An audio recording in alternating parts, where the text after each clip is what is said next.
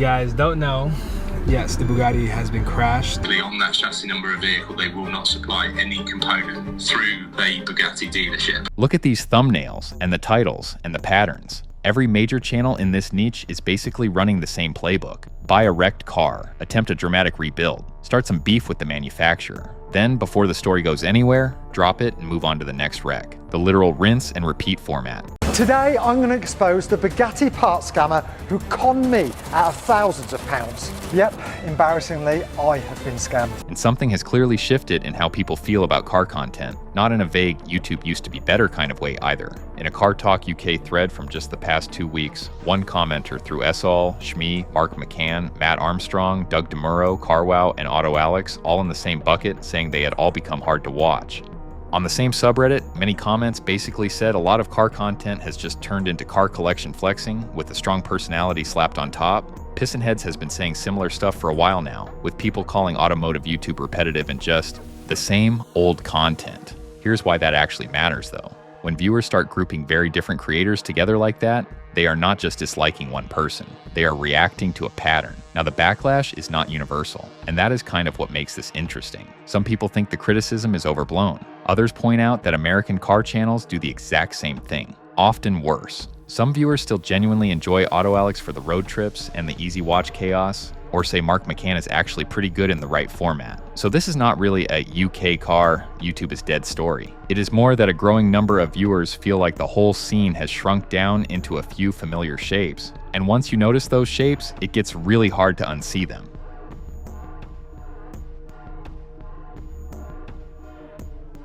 So what are those shapes exactly, and where did they come from? The theory is not that every creator sat in a room and agreed to copy each other. It is simpler than that. UK car YouTube has been squeezed into a handful of formats that are proven to work, so even very different channels end up arriving at the same emotional rhythm.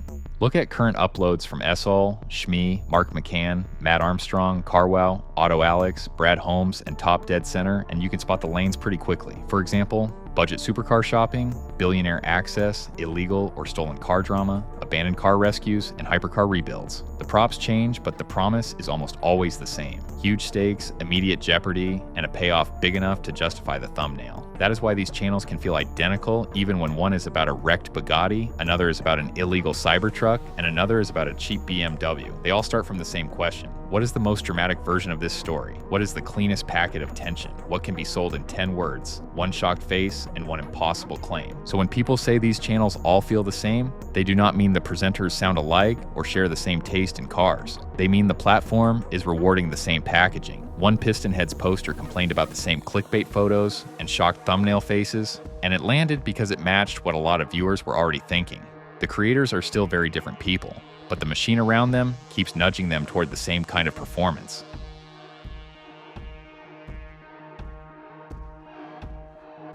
And to understand why that machine works the way it does, you have to understand how the audience got here in the first place, because they watched the transition happen in real time. The older UK car YouTube world was built on aspiration and access. Saul has been uploading for nearly 20 years and grew out of simply filming supercars on London streets. Paul Wallace has described his own story as starting with spotting Lamborghinis in Knightsbridge as a teenager, eventually building a channel and living the road trip heavy dream that came with that era. I think it's the first of its kind. I don't think there's anyone that's ever documented or blogged about buying their first supercar.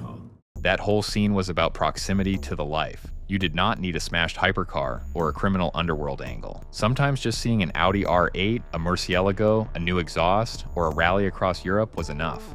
But that formula started to wear thin, and viewers began saying it openly. By early 2025, Pistonheads threads were already pointing out how repetitive the content had become, with people questioning how long these formats could stay interesting. Around the same time, commenters were saying Shmee's secret collection content had become exactly the kind of hollow material the algorithm feeds on.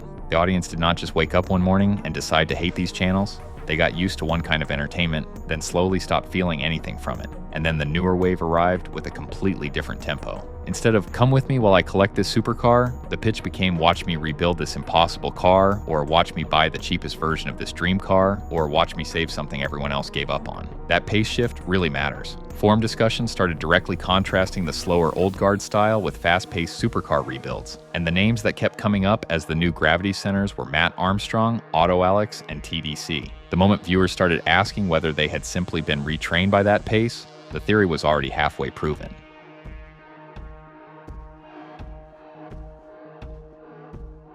So let's actually walk through the channels, because the pattern becomes a lot clearer when you look at them one by one. Start with the old guard. Supercars of London and Shmee are not the same channel, but they now trigger similar reactions because they represent a version of car content that has become extremely familiar. Collection updates, insider access, dream car buying, rich owner worlds, spaces most viewers will never enter.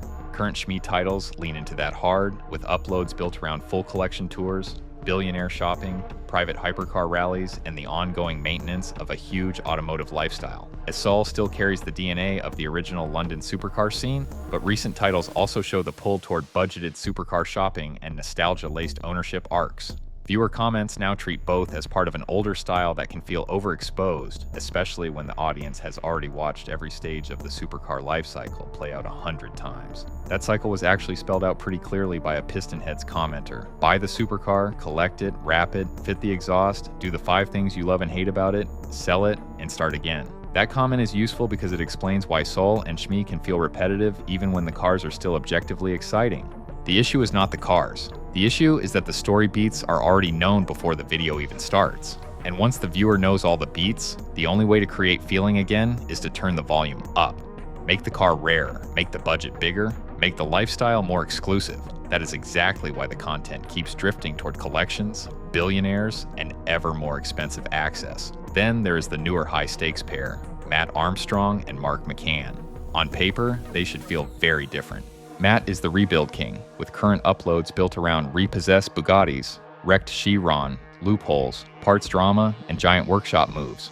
Mark leans into outrageous car world missions, with titles about illegal Cybertrucks, stolen cars, and criminal chop shops. But look at the emotional promise being sold, and they suddenly feel a lot closer. Matt's position is especially revealing because he might be the clearest sign of what the audience actually responds to right now. Viewers on Pistonheads have linked his style to the broader inflation of salvage culture, arguing that YouTube has made ordinary buyers think broken performance cars are a route to easy money, even though the real money usually comes from views, sponsors, and possibly raffles, rather than the car itself. CarWow and AutoAlex make the same point from the other direction. CarWow started on the review and buying side of the internet, but by 2025 the company was openly saying that drag race content had become so central to its success that it launched a whole separate channel, CarWow Drags, built around shorter, more action-focused versions of the format. What will win in a drag race between a Rimac Nevera, a McMurtry Spearling, and a Red Bull Formula One car? AutoAlex, meanwhile, has gone the full ecosystem route. The channel now has its own podcast, its own live event brand in Shedfest, and a content stream built around abandoned cars, cheap Porsche stories, big purchases, ruined performance cars, and crew dynamics. Viewers who once saw it as a fresh continuation of the old car throttle energy now increasingly talk about it as its own universe, with its own rules, strengths, and bad habits. That is exactly why TDC is so interesting. Top Dead Center sits in the same orbit for a lot of viewers. Some commenters literally trace a line from Car Throttle to AutoAlex to TDC, and others describe TDC as already feeling like a spin-off. There are also people who accuse TDC of eventually doing the same stuff as AutoAlex. But just as often, viewers describe it as the more refreshing alternative. Relatable cars, genuine enthusiasm, less polished posturing, more attainable projects, presenters who come across as actual car nerds rather than YouTube personalities. Brad Holmes fits into this conversation in a slightly different way. His content feels smaller, less polished, and much closer to the kind of driveway builds that defined earlier YouTube. Even though his titles still follow the same attention-driven style as everyone else, the way the videos play out feels different. Less like something built around performance and more like something unfolding around the car itself. And that difference matters, especially at a time when viewers are clearly responding more to hands-on, grounded content again.